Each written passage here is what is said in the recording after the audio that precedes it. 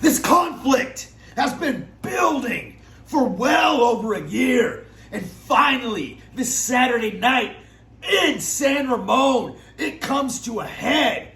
Because it will be puppet warfare. Anton Voorhees, the Stoner Brothers, Richard Shineri, and Christina Von Eerie, the Blood Bond 64, Daniel Torch, Jekyll's the Jester, Dave Reckoning, Beatrice, we're live, pal, Beatrice, Domino, and yours truly, Brutal Rob Hands. Team Puppet Wars. We go to head 5-on-5 puppet warfare. And this is more. This is more than just bad blood. This is about more than just competition. For me, this is about pride.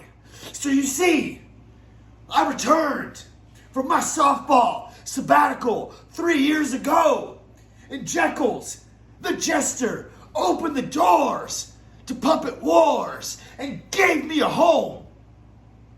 And now, 3 years later, big guy stuff is rolling down the tracks and Broody has got his groove back.